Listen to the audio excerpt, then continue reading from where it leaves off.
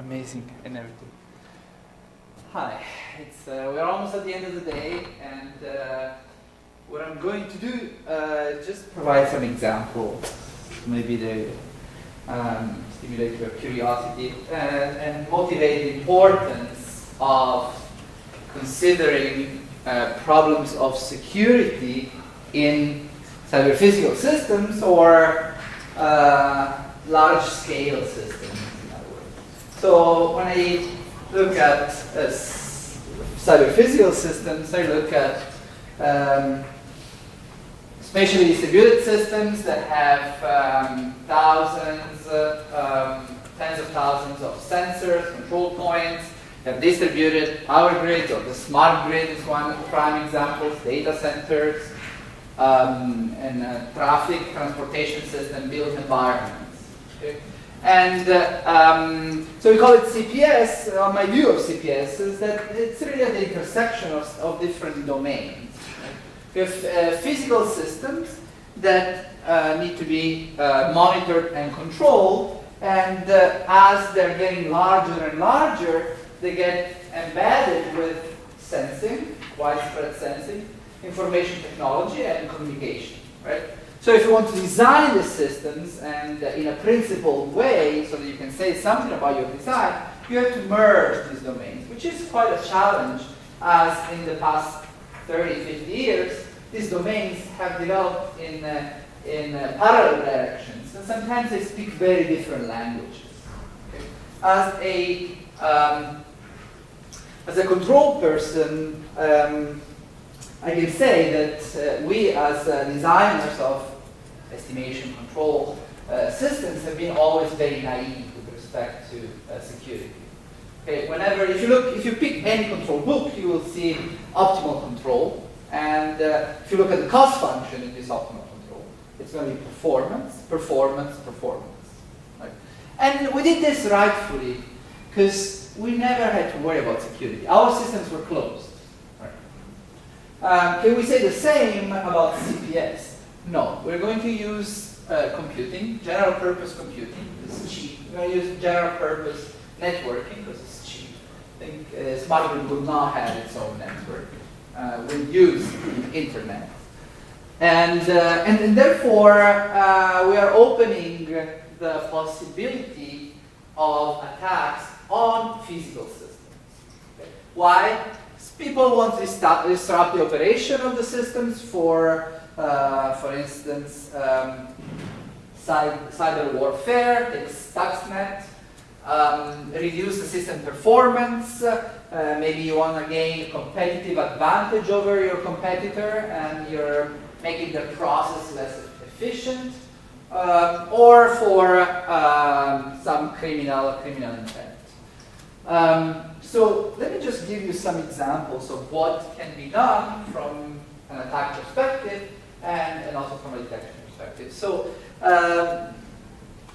I'm going to focus on attacks on systems that have physical components. Okay. This opens several challenges, differently from pure cyber attacks. First of all, you can attack the system from a cyber perspective and from a physical perspective. And also, you don't have the luxury of, when you're under attack, of turning off the system, bringing it immediately offline, troubleshooting it, and then bringing it back online, right? Think about a plane when you realize that somebody broke into an entertainment system or some other subsystem, right? What are you going to do? Turn it off while in flight? Probably not. So the problems that I'm going to provide examples are attacks on sensors, on controllers, and on the networking that is used to route sensing control actions through the network. Okay. Let's start with the first one. Okay. So take a system which is in steady state. Okay. Consider the temperature in a room, for instance. If it's very well controlled, it will stay constant at the desired value. Consider there's an attacker that owns the sensors, in this case the thermostat, right? And what it's going to do is going to record a stream of data and then just replay it to the controller while it is acting on the system. If it's again this room, you can set this room on fire while sending the 75 degrees, as if this room was very warm. Okay, this attack is reminiscent of the last part of Stuxnet, right? It was sending these messages, centrifuges are spinning at, I don't know, 60 hertz or whatever speed, desired speed, while they were spinning them wildly out of control in order to break them. It's the same types of attack. Okay, so when you start this replay, you're basically breaking the control, the feedback loop, right? So you have to detect the attack. So what happens is that for MOS systems, if you build the detectors, I like a chi-square detector, which is usually this detector that take the difference between what you measure and what you expect to measure. They square it and they build this function. And if the discrepancy between what you measure and what you expect to measure is very high, you raise an alarm. Right? These detectors are mostly used in physical systems, right? Because these are the two sources of information: the sensors and your model. Right? So that's another way that you can build detectors. For instance, this shows. This thing does not show it here. No. This thing doesn't like laser point. So the detection rate, if you apply this attack, is 5%, which is the same as the false alarm rate. The detector is useless. Okay. So we have to find better ways of doing it. So what would you do?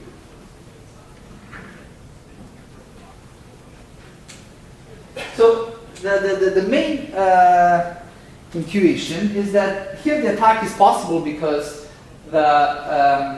when the system is in steady state, you don't expect to see a change in the system. Right? Consider the movie Bank Heist, where you record a video stream you replay while you're robbing the bank. Right? The security people will not do anything because it's nighttime and you're not supposed to see anything, and that's what you get. Right? So what if you can perturb, like wave a hand in front of that camera?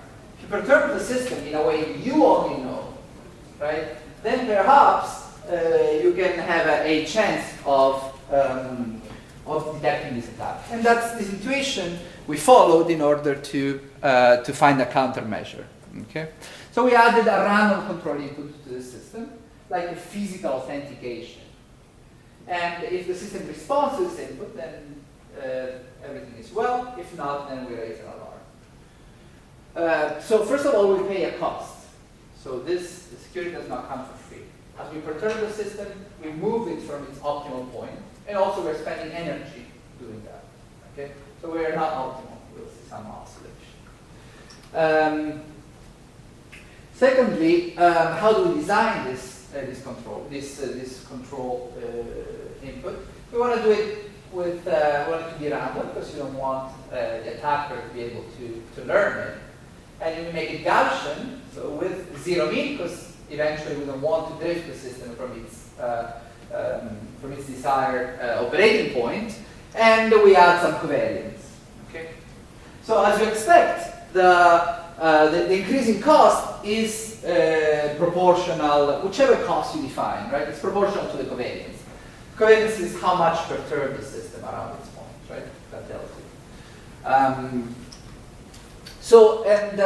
And so given a certain increase in control cost, so let's say you're a design engineer, I let you use an authentication signal, but I don't want my system to oscillate too much. So you put a cap on that. Given that cap, how do I design Q? Q in general is a matrix, right? So you have two design parameters. One is the structure of this matrix, and the other is the norm, how large the matrix is. And you can see that there's a huge difference. If you consider this to be your detection function, right?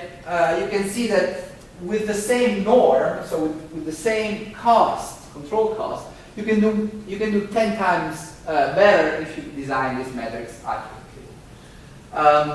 So here we have 4 versus 0.4. Matrix in the orders of magnitude. So you change your detector becomes 10 times better. Okay, and if you change the norm of Q, of course you incur more control cost, but you can get as high detection rate and as low false alarm rate as you desire. So you can turn this knob and decide how much you want to trade off performance and security. Okay. For instance, we took a chemical plant, one of the few models that we could find in the literature is the Tennessee Eastman plant. And so a chemical plant does what it's expected to do, takes A and C and produces B. So to the left you will see the result of an attack with a controller which is only designed for performance. And here in the top left you will see the detector function and the threshold. Right? It never exceeds the threshold. Even when at time 15, so it's middle left, there is an attack. So the attack is never detected. If we design the controller with this physical authentication signal, then the attack gets detected just a few milliseconds after it occurs. So what's desirable about this is that the physical signals are more robust in a sense, right? You cannot easily corrupt this physical authentication signal, right? Because you would have to be in situ in order to do that, right? So it can be quite useful as a technique in general to use the physics of the system to authenticate the cyber part of the system. I think it's a neat idea. So in the macrogrid you can do the same. Here I'm showing, for instance, a frequency profile. This frequency profile would generate islanding. So operators would shut power to certain areas if the frequency drops below a certain level, and then as they do islanding, then it would pick back up and go back to 60 Hz. So an attacker could induce, by changing frequency measurements, could induce this profile, and therefore force the operator to basically cause disruption, power energy disruption into key areas that the attacker is interested in having without power. Okay. So what would you do in this case? One thing, you can use the same concept. You introduce very small perturbation in already noisy signal. For instance, let's take this generator model, so governor control, right? That's what you would do. And you have 5 loads that vary randomly by a small amount every 10 seconds. This load shedding logic that decides whether you have to do islanding, a response time of 10 seconds. And so we do 2 simulations. One where actually a fault occurs, and the other when the fault is emulated by the attacker. Okay. So if you introduce this perturbation signal and you measure the cross correlation, you will be able to detect and distinguish a fault from an attack. Which in the first case, in the fault, then you will have to do islanding, while in the attack you can actually skip this and not cut power unnecessarily. So this was the one very simple attack where the attacker is done, right? It just replays all the data. Doesn't even need to know the system very well. If the attacker is smarter, knows how the system works, instead of just replaying all data, it could change the data, right, to its advantage. What can you do if it does that? Okay. So this is the corrupted measurement, which is the faithful measurement plus some bias, which is introduced by the attacker. So just to show the type of results that you can get via analysis, consider a very simple system. This is an illustrated example where there's a car moving on a straight line, and there are 2 sensors which are used to measure position and velocity. Right? It's y, which measures x dot, which is the velocity, and y2, which is used to measure x, which is the position. So if you compromise the position sensor, you can actually render the system unstable. You can move it on the straight line wherever you want without being detected. If you compromise the velocity sensor, then you're not as lucky. You will induce perturbation to the system, but it's bounded. So these type of results provide recipes both for the attacker, decide what are the crucial sensors to attack in order to stabilize the system, and to the defender, because then you can differentiate what are the key assets to protect under such an attack. So this could be, quantitative results can qualitatively be used by designers and unfortunate attackers as well. So an application of this is electricity market pricing. The pricing of spot pricing of electricity depends upon the measurements on the line. If a line is overloaded, very simply the price will be higher than a line which is not overloaded. Right?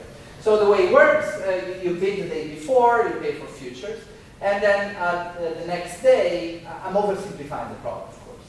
The next day, then you pay the actual rate. Whatever you decide you sold or bought the day before, then you have to buy or sell at real time at the real time pricing. Okay, so the a priori pricing is determined by the operator, while the real time pricing is determined by the actual market. So what an attacker could do is buy and sell the day before at a different price, right? Sell at a higher price than it buys. And then the next day, ensure that over in these two points where you bought and sold, the price is the same. In order to do this, what you have to do is ensure that both lines are not overloaded, and therefore the price will be the same. So, for instance, we played with the 14-bus system, which is the version Northeast system in the 60s, and you can see that without the attack, the price, which is the blue line, would be different in different locations, and if we introduce this attack, then it would be the same. Therefore, the attacker, by playing on bus 3 and 4, could make money. And again, this will be undetectable to the current detection system that I use. So that's the second example. The third one has to do with sensor networks. Consider a system where you have a bunch of sensors. The set is S. Then you have routers that take the sensor measurements to a fusion center. Okay. Now, what I want to know is if some of this, assume that some of these routers are compromised, and then therefore they change their whatever information they receive arbitrarily. Right? Can the fusion center detect this attack? So the answer is there are very sharp and precise topological answers to this. So this is a theorem, so this is exactly characterized the problem, which says that the attack is detectable if and only if for any F is the number of compromised routers, and if you have P sensors, right, you need P plus F mutually disjoint paths from the union of sensors and routers to the fusion center, basically. In other words, in this case, if we assume that we have only one sensor and the router number 2 is compromised, then this attack, the fact that the router 2 is compromised will not be detectable only from the data, because P plus F is 2, and there's only one path that goes from the sensors to the action, or from the sensors union the routers toward the. So you cannot do it. And this is if and only if. So results like this tell you whether a network is resilient or not to certain type of attacks. And they provide also suggestion. How would I change my network structure so that I can actually detect? Right? And this will probably be what? Detect these attacks. For instance, you might want to take, in this case, node 4 and split it into 2 so that you have more disjoint paths. Distributed control systems. So it's a control system where the elements, the control decision makers are distributed and they make local decisions. Okay. The controllers are connected by networks for communication networks. So take a string of cars. Transportation system is a good example of it, right? So let's say that only at a subset of these nodes, of these control nodes, you can observe. You put a detection system. You cannot do it over. You think about transportation systems. For instance, police cars will have some detection systems, but not all the cars will be able to have it. Okay. So the question is, if you have an adversary that compromises P of these nodes, take P cars, right? Can I detect whether some cars are behaving not according to the policy, and can I actually identify which cars they are? So without defining, so again here, the system is, we call it perfectly attackable, meaning without detection, if and only if there not exist certain P disjoint paths from the system to the detectors. Okay, and this is again an if and only if. Just to give you an example, take a string, a platoon of cars, right, from 1 to 7, and the detectors are sitting at node 1 and node 7. Right? If, let's say, the cars 2, 4, and 6 are compromised, this infrastructure, this architecture will not be able to detect them. As a matter of fact, these attackers can introduce oscillation into the systems without being detected. Okay, and so the result provides also recipes on how instead your detection systems or your communication system between the cars should be in order to ensure that any attack is detectable, and in order to be able to detect an attack of that kind, your communication network should be of this sort. If it is of this sort, then you can detect it. You can detect the attack. Okay, just to conclude, I think that that probably has been motivated before. The security of cyber physical systems is paramount importance because we are embedding our physical infrastructure with sensing and communication, right? So we better trust them, right, if we want them to make our living spaces not only more performing but also safe and secure. I think there's an opportunity to revisit system theory from a security angle, and I think this needs to be done if we want to build secure cyber physical system. To do this, security alone is not sufficient. I think it needs to be really integrated with system theory, and that's what we are trying to do. Thank you.